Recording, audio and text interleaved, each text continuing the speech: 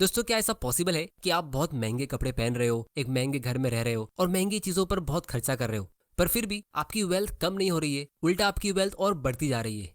दोस्तों, ऐसा बिल्कुल पॉसिबल है। आज से 5000 साल पहले बेबीलोन नाम के एक शहर में अरकद नाम का एक आदमी बहुत ही अमीर था। उसके पास अमीर इंसान जैसे अच्छे कपड़े, अच्छा खाना, महंगी चीजें थी और वो अपनी फैमिली पे अच्छे से स्पेंड करता था। और उसके बाद भी हर साल उसकी दौलत और बढ़ती रहती थी। जितना वो स्पेंड करता था उससे कई गुना ज्यादा उसकी वेल्थ ग्रो होती रहती थी। अब दोस्तों, आपके मन में ये सवाल जरूर आ रहा होगा कि वो आखिर ऐसा करता क्या था। तो बिल्कुल यही सवाल अरकत के दोस्तों को भी आया था। तो उसके कुछ पुराने दोस्त उससे मिलने आए और उन्होंने उससे कहा कि तुम बेबीलोन शहर के सबसे अमीर इंसान हो, अपने परिवार को महंगे कपड़े और अच्छा खाना दे पाते हो, पर हम ऐसा नहीं कर पाते। हम सब एक ही साथ पढ़े हैं, हम बचपन में साथ में ही खेले हैं और तुम इन सब में हमसे ज्यादा बेहतर तो नहीं थे और ना ही तुमने हमसे ज्यादा मेहनत की है, पर फिर भी क्या सिर्फ तुम्हारी अच्छी किस्मत की वजह से तुमको इतनी वेल्थ मिली है?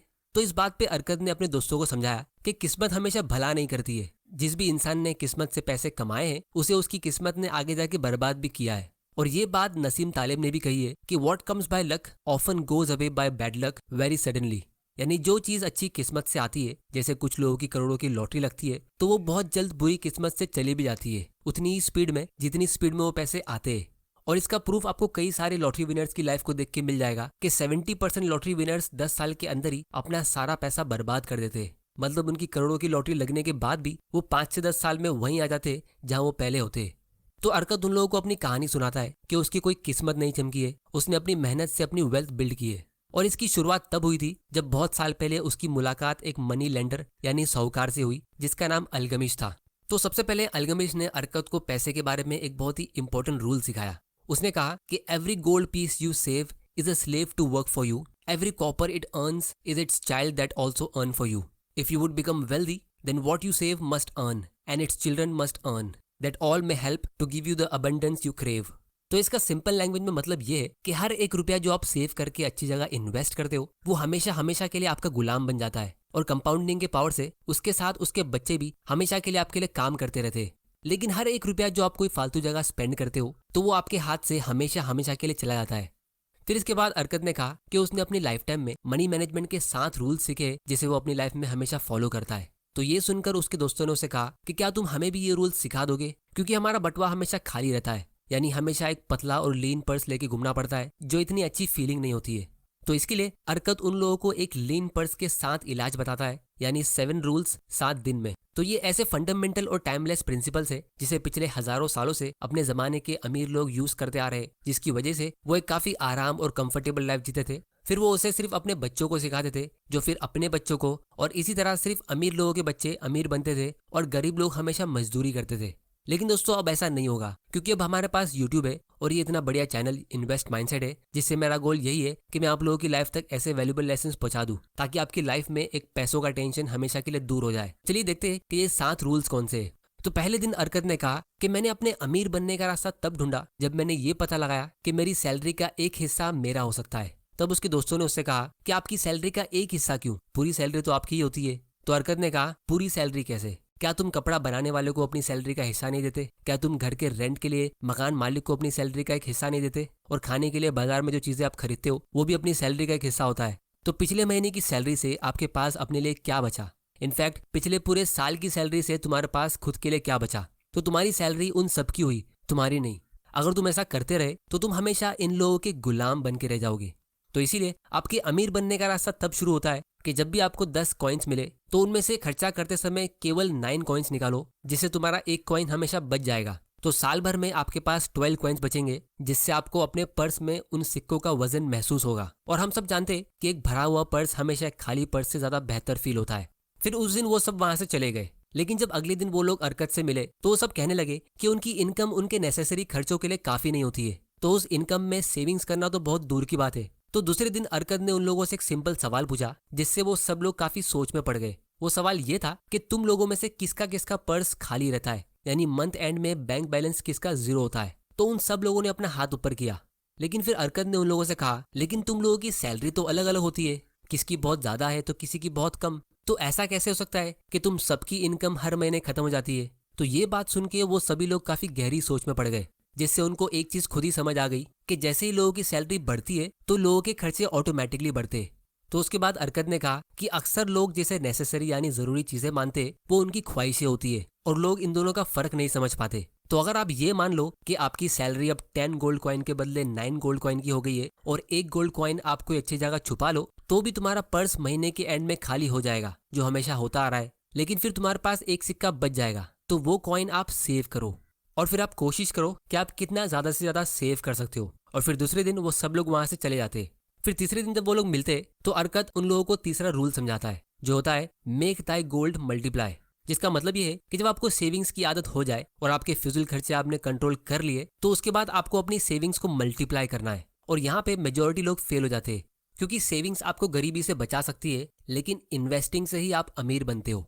जैसे जब अरकत ने पहली बार कुछ सेविंग्स की थी, तो उसने एक ढाल बनाने वाले को पैसे दिए थे और वो ढाल बनाने वाला उसे हर चौथे महीने में उस पैसों के बदले में एक छोटी रकम देता था। और फिर अरकत उस रकम को फिर से कहीं पे इन्वेस्ट करता और फिर उससे जब उसको और पैसा मिलता तो वो उन्हें और इन्वेस्ट करता और फिर जब उस इन्वेस्ट किए हुए पैसों से उसको और इनकम मिलती तो वो उसे भी वापस री इन्वेस्ट करता और ये प्रोसेस इसी तरह चलता रहा। तो जब उसने अपनी फाइनेंशियल फ्रीडम की जर्नी की शुरुआत की थी तो उसे उसकी मंजिल काफी दूर नजर आ रही थी, लेकिन जब उसने उस सफर पे चलना शुरू किया तब उसे रियलाइज हुआ कि ये दूर से दिखने में मुश्किल जरूर लगता है, लेकिन जब आप एक बार अपनी जर्नी शुरू करते हो और जितने टाइम में आप पहुंचने की उम्मीद करते हो, आप उससे काफी ज्यादा जल्दी अपनी मंजिल पे पहुंच जाते हो, क्योंकि कंपाउंडिंग का पावर आपकी मदद करता है। और जब आप अपनी वेल्थ को ग्रो होते हुए देखते हो तो आप उसे भी इंजॉय करते हो। अब दोस्तों, उस जमाने में इन्वेस्टिंग करना काफी ज्यादा मुश्किल होता था, क्योंकि उस टाइम पे बैंक्स, स्टॉक मार्केट या कोई फाइनेंशियल कंपनीज नहीं होती थी। लेकिन आज की तारीख में हमारे लिए इन्वेस्टिंग करना काफी आसान हो गया है और आप घर बैठे बैठे अपने मोबाइल से ही इन्वेस्टिंग कर सकते हो। चौथे दिन अरकत अपने दोस्तों से मिलता है तो वो उन लोगों को एक बहुत ही इंपॉर्टेंट चीज के बारे में बताता है। वो ये कि बैड लक कभी भी किसी पर हावी हो सकती है। हमें अक्सर बड़े रिस्क बड़े रिटर्न देते, लेकिन जो लोग बड़े रिस्क लेते तो उन्हें उतने बड़े नुकसान भी होते। तो इन्वेस्टिंग का सबसे पहला प्रिंसिपल है सिक्योर योर प्रिंसिपल, यानी अपने पैसों की सिक्योरिटी। और दुनिया के सबसे अमीर इन्वेस्टर वॉरेन बफे भी यही कहते हैं कि the rule number 1 of investing is don't lose money and the rule number 2 of investing is don't forget rule number 1। क्योंकि एक बार जब आप पैसा लूज करते हो तो आप उसके जरिए फ्यूचर में जितनी भी इनकम कमा सकते थे वो सभी आप लूज कर देते हो। इसीलिए अरकत ने कहा कि guard your treasures from loss by investing only where your principal is safe. तो अगर आपको नहीं समझ आता है कि आपको कहाँ इन्वेस्ट करना चाहिए, तो आप किसी नॉलेजेबल इंसान से इन्वेस्टमेंट एडवाइस ले सकते हो या उनसे इस बारे में बात कर सकते हो। तो ज्यादा रिटर्न्स कमाने के लिए आप जरूर ट्राई कर सकते हो और आपको ट्राई करना भी चाहिए, लेकिन आपका प्राइमरी फोकस लॉस को अवॉइड करने का होना चाहिए, ज्यादा रिटर्न्स कमाने का नहीं। फिर पांचवा रूल है make of the dwelling a profitable investment. इस रूल में अरकत बताते कि अपना खुद का घर होना एक रेंट के घर पे रहने से बेहतर होता है, क्योंकि जब आप अपने खुद के घर में रहते हो तो वो एक प्रॉफिटेबल इन्वेस्टमेंट भी होता है, क्योंकि आपके घर की वैल्यू बढ़ती है और उसके साथ में आप जो रेंट पे करने वाले थे आप उसे भी सेव कर लेते हो। लेकिन दोस्तों, मेरी पर्सनल ओपिनियन इससे थोड़ी अलग है, जिसे मैं एक सेपरेट वीडियो में डिस्कस करूंगा जब हम रेंटिंग वर्सेस बाइंग के बारे में डिस्कस करेंगे। क्योंकि आज की तारीख में घर के प्राइसेस बहुत ज्यादा इंक्रीज हो गए और आप अपनी कौन सी एज में घर को बाय करते हो वो भी बहुत इंपॉर्टेंट होता है। फिर दोस्तों, इसके बाद अरकत जब 30 दिन आता है तो वो लोगों से कहता है कि हर आदमी बचपन से जवान और जवान से बूढ़ा होता है। ये चीज हम सबको पता है और इंसान हमेशा तंदुरुस्त नहीं रह सकता। तो जब इंसान बूढ़ा हो जाए या वो किसी वजह से काम नहीं कर पाए तो उस टाइम पे एक फाइनेंशियल स्ट्रेस से बचने के लिए आपके पास एक सिक्योर्ड फ्यूचर इनकम होनी चाहिए। जैसे उनके जमाने में लोग कुछ गोल्ड और कीमती चीजों को जमीन के अंदर छुपा लेते थे ताकि वो बुरे टाइम में उनके काम आ सके। लेकिन दोस्तों, अभी हमें ऐसा कुछ करने की जरूरत नहीं है, क्योंकि अब आप ऑनलाइन गोल्ड ETF बाय कर सकते हो या कोई एकदम सेफ ब्लू चिप कंपनीज में इन्वेस्ट कर सकते हो जो पिछले 100-200 सालों से चलती आ रही है। और इसके साथ में आपको रेगुलर इनकम भी मिलता है डिविडेंड के जरिए। तो आप हर महीने एक छोटा अमाउंट भी इन कंपनीज में या गोल्ड के ETF में इन्वेस्ट कर सकते हो, जो लॉन्ग टर्म में काफी बड़े अमाउंट में ग्रो हो जाएगा, जिससे आपकी फैमिली का फ्यूचर और आपका अर्ली रिटायरमेंट दोनों ही सिक्योर हो जाता है। फिर दोस्तों, इसके बाद जब अरकत 7वें दिन आता है तो वो उन लोगों से कहता है कि आज मैं तुम लोगों को सबसे इंपॉर्टेंट लेसन सिखाऊंगा। और इसके लिए वो उन लोगों को एक रियल लाइफ स्टोरी सुनाता है कि एक बार अरकत के पास एक यंग लड़का आता है उधार मांगने के लिए। अरकत उस लड़के से पूछता है कि तुम्हें उधार किस लिए चाहिए। तो वो लड़का कहता है कि मेरी सैलरी बहुत कम है, उससे मैं अपनी फैमिली के बेसिक खर्चे भी नहीं पूरा कर पाता हूँ। तो अरकत उसे उधार देने से मना कर देता है और कहता है कि तुम्हारे पास ना कोई अच्छी इनकम है और ना ही कोई सेविंग्स, तो अगर मैं तुमको उधार दे भी दूं तो भी तुम उसे चुका नहीं पाओगे। तो मैं ऐसा काम करूँ क्यों जिसमें मेरा लॉस होगा। तो तुम उधार मांगने के बदले अपनी इनकम को बढ़ाने पे फोकस करो। तो वो लड़का कहता है कि पिछले 2 महीनों में मैंने अपने मालिक से 6 बार रिक्वेस्ट की है कि वो मेरी सैलरी बढ़ा दे, लेकिन उन्होंने ऐसा कभी किया नहीं। तो अरकत उस लड़के से कहते कि तुम्हारे पास अमीर बनने के लिए पहली चीज तो है लेकिन दूसरी नहीं है। पहली चीज स्ट्रॉन्ग डिजायर है कि आपको ज्यादा कमाना है, लेकिन तुम्हारे पास उतने स्किल्स नहीं है जिससे तुम्हें कोई ज्यादा पे करे। तो फिर अरकत अपने दोस्तों से कहता है कि बहुत लोगों के पास ज्यादा सैलरी अर्न करने का डिजायर तो होता है, लेकिन वो कभी अपने स्किल पे फोकस ही नहीं करते और ये नहीं देखते कि वो उस ज्यादा सैलरी के बदले अपने बॉस को क्या दे सकते। क्योंकि जो इंसान जितना नॉलेजेबल और स्किलफुल होता है तो वो ही अपनी कंपनी में ज्यादा वैल्यू ऐड कर सकता है और इसीलिए वो इंसान उतना ज्यादा कमाता है। तो आप जो भी काम कर रहे हो उसे एकदम पैशनेटली करो और हमेशा नए स्किल्स सीखते रहो, जिससे अल्टीमेटली आपकी वैल्यू बढ़ेगी और फिर ज्यादा सैलरी मांगने की आपको जरूरत नहीं पड़ेगी। आपका बॉस आपको खुश होकर आगे से ज्यादा सैलरी पे करेगा। तो इसीलिए आज से 300 साल पहले भी एक आदमी ने बहुत ही पावरफुल लाइन कही थी कि the best investment you can make is in your self. मतलब अगर आपकी सैलरी बहुत कम है तो आपको सबसे पहले अपने आप पर इन्वेस्ट करना चाहिए, क्योंकि the investment in knowledge page the highest dividend and forever.